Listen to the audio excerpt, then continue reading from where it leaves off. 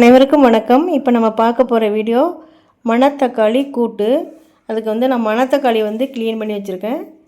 அப்புறம் வெங்காயம் தக்காளி தாளிக்கிறதுக்கு 2 மிளகாய், அப்புறம் கடுகு உளுத்தம்பருப்பெல்லாம் எடுத்து வச்சுருக்கேன். அப்புறம் பாசிப்பருப்பு இதை ஊற வச்சு வச்சுருக்கேன். வாங்க இப்போ நம்ம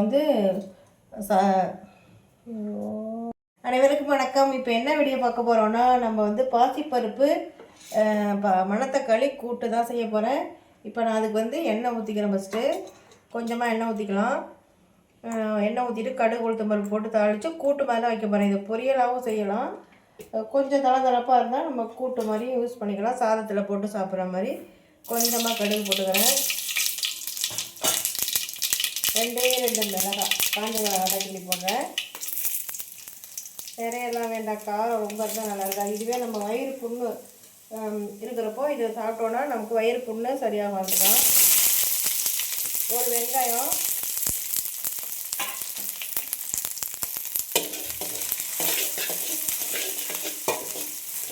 ஒரே ஒரு பல்லாரி வெங்காயத்தை கட் பண்ணி வச்சுருக்கேன், அதையும் போட்டுக்கலாம். அது வதங்கட்டும் நல்லா. இதை நம்ம கூட்டாக ஏதாச்சும் ஒன்றா சேர்த்து குக்கர்லேயும் போடலாம். இந்த மாதிரி கடாயில் பொரியல் மெத்தடில் செஞ்சோன்னா அதுவும் நல்லா தான் இருக்கும். இது சாதத்தில் போட்டு அப்படியும் சாப்பிட்லாம், இல்லை தொட்டுக்கிறதுக்கும் யூஸ் பண்ணிக்கலாம். மணத்தக்காளியில் அவ்வளோ நிறைய மருத்துவ குணம்லாம் இருக்குது. உங்களுக்கு வாய் புண்ணு வயிற்று புண்ணு இருக்கிறப்போ இதை சாப்பிட்லாம். பொதுவாக ரொம்ப உடம்பு முடியாமல் இருந்துட்டு நிறைய மெடிசன்லாம் எடுத்துக்கிட்டு அதுக்கு பிறகு ரெக்கவர் ஆகிற டைமில் இந்த மாதிரி கீரையெல்லாம் சாப்பிட்டோன்னா நம்ம எடுத்த மாத்திரையோட சைட் எஃபெக்ட் எல்லாம் வயிற்றில் புண்ணு வந்துருக்கும். அது இதை சரி பண்ணும். தக்காளியை போட்டுருவோம். ஒரே தக்காளி தான் போடுறேன்.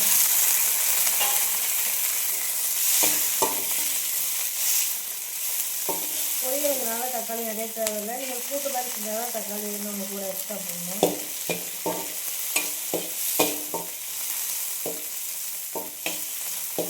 நல்லா வதங்கட்டும். கொஞ்சமாக வதங்கிறதுக்கு லைட்டாக உப்பு போட்டுக்கலாம். உப்பு போட்டு வதக்கிறப்போ கொஞ்சம் சீக்கிரம் வதங்கிட்டு அதனால தான்.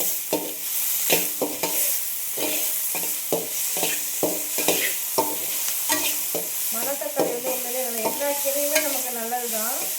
அதில் மெயினாக மணத்தக்காளி கீரை, முளைக்கீரை இதெல்லாம் நிறையவே மருத்துவ குணம் உள்ள கீரை. முருங்கைக்கீரை, ஸ்பெஷலாக முருங்கைக்கீரையே இந்த மாதிரி பொரியல் பண்ணலாம். முருங்கைக்கீரை நிறைய அயன் சத்து இருக்குது. சின்ன பிள்ளைங்களுக்கும் கொடுக்கலாம். இதுவும் சின்ன பிள்ளைங்களுக்கும் கொடுக்கலாம். கீரையை சேர்த்துடலாம். கீரையை சேர்த்துடலாம்.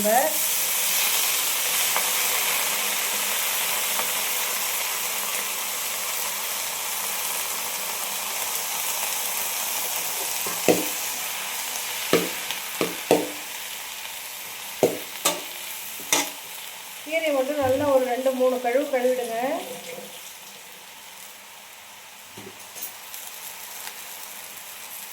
ஏன்னா பூச்சிக்கொல்லி மருந்து அடிக்காமல் கீரை அவங்க உற்பத்தி பண்ணவே முடியாது. ஏன்னா நம்ம வீட்டில் பிள்ளைகளை நீங்கள் 2 கீரை செடி வச்சு பாருங்கள், எவ்வளோ பூச்சி வருதுங்க. அதனால் கண்டிப்பாக பூச்சிக்கொல்லி மருந்து போட்டு தான் அவங்க செய்வாங்க. அதனால் நல்லாவே கழுவிடுங்க கீரையை. லைட்டாக வதங்கட்டும். வதங்கின பிறகு நம்ம பாசிப்பருப்பாக சேர்த்துடலாம்.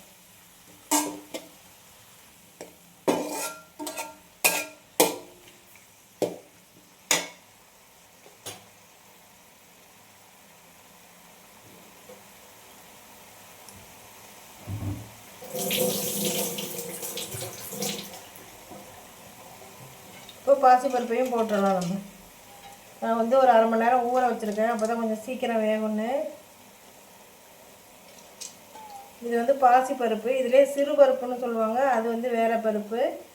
பாசிப்பருப்புங்கிறது கொஞ்சம் பெருசாக இருக்கும், சிறு பருப்புங்கிறது வேறு.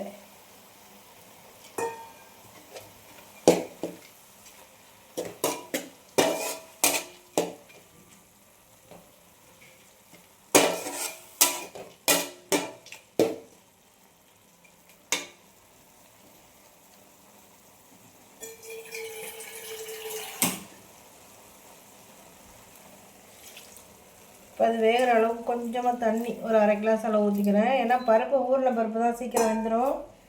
இந்த கீரையும் அதுவும் சேர்ந்து வெந்து வரணும். அதுக்கு தான் ஒன்றா சேர்ந்து வேகணும். அது லைட்டாக மஞ்சள் பொடி போட்டுக்கலாம். நம்ம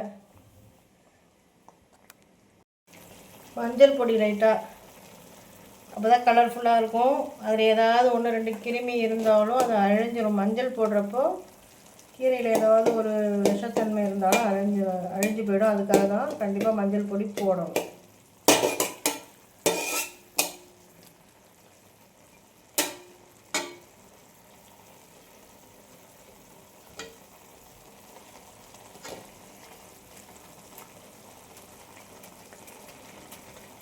நல்லா பச்சையாக இருக்குது பாருங்கள், சூப்பராக. ரொம்ப தண்ணி வச்சிங்கன்னா வந்து பச்சை மாறிடும்.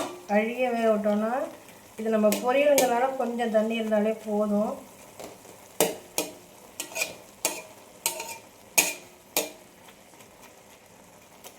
இது ஒரு 10 நிமிஷம் மூடி வச்சுட்டு இது வேகிற வரைக்கும் அப்புறம் ஆஃப் பண்ணி காமிக்கிறோம் உங்களுக்கு.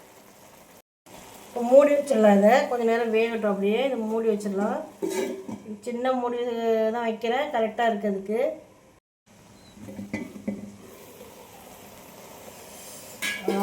சூப்பராக வாசனை கம்மன்னு வருது, கீரையோட வாசனை.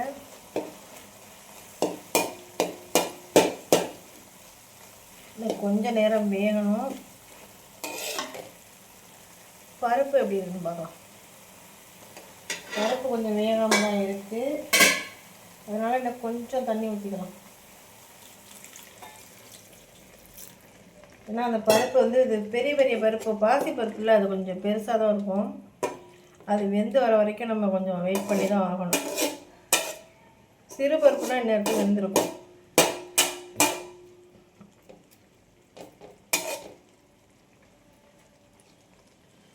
இந்த சாறை எடுத்து குடிச்சிங்கனாலே உங்களுக்கு வந்து வாய்ப்புண்ணு, இந்த சூப்பு மாதிரி குடிக்கலாம். அது எல்லாத்துக்குமே அவ்வளோ நல்லது.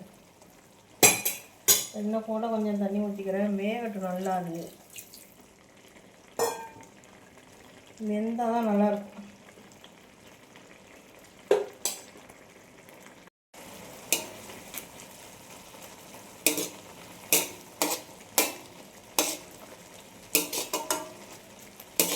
இந்த டைமில் வந்து தேங்காய் தேவை அப்படின்னா, உங்களுக்கு தேங்காய் பிடிக்கும்னா நீங்கள் தேங்காயும் துருவி போட்டுக்கலாம் கொஞ்சம். நான் இப்போ எதுவும் போட போகிறதில்ல.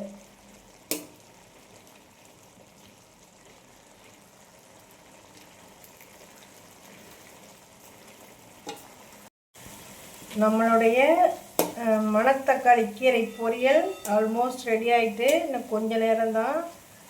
வந்து என்னோடய வீடியோ பார்க்குற எல்லாருக்குமே ரொம்ப ரொம்ப ரொம்ப நன்றி. நிறைய வீடியோ இப்போ புதுசாக போட்டிருக்கேன், பாருங்கள். அதில் வந்து அந்த மட்டன் கோலா உருண்டை அதெல்லாம் ரொம்பவே சூப்பராக இருக்கும், ட்ரை பண்ணி பாருங்கள். அப்புறம் கொழுக்கட்டை வீடியோ, நான் பிள்ளையார் சதுர்த்தி வரதுனால கொழுக்கட்டை வீடியோவும் போட்டிருக்கேன், அப்போ வீடியோ போட்டிருக்கேன். இந்த வீடியோ பார்க்குற எல்லோரும் கண்டிப்பாக அதையும் பாருங்கள், சப்போர்ட் பண்ணுங்கள். வீடியோ பார்க்குறவங்களாம் ஒரு லைக் கொடுங்க. நீங்கள் கொடுக்குற லைக் கொடுத்தீங்கன்னா தான் வந்து யூடியூப் வந்து ஒரு மோட்டிவேஷனாக எடுத்துக்கும். அதை அதனால் ஒரு லைக் கொடுங்க. இந்த கீரை பொரியல் இந்த மாதிரி செஞ்சு சாப்பிடுங்க எல்லோரும். சும்மா நான் ஒரே ஒரு மிளகாய் தான் கிள்ளி போட்டு தாளிச்சிருக்கேன், ஏன்னா காரம் ரொம்ப வேணும் இதில் அப்படிங்கிறதுனால. உங்களுக்கு காரம் தேவைப்படும்னா நீங்கள் இது பண்ணலாம். இந்த பருப்பு வந்து சாப்பிடும்போது நல்லா கடிப்படும், வாயில் நல்லாயிருக்கும். நல்லாவே வெந்துட்டு பருப்பு, ஆனால் இங்கே பாருங்க நல்லா வெந்துட்டு. அவ்வளோதான், பொரியல் ரெடி. இப்போ நீங்கள் இந்த டைமில் தேங்காய் பூ யாரும் போடணும்னு ஆசைப்பட்டீங்கன்னா தேங்காய் துருவல் போட்டுக்கோங்க, சூப்பராக இருக்கும். இதே மெத்தடில் செஞ்சு பாருங்கள். டாட்டா பாய்.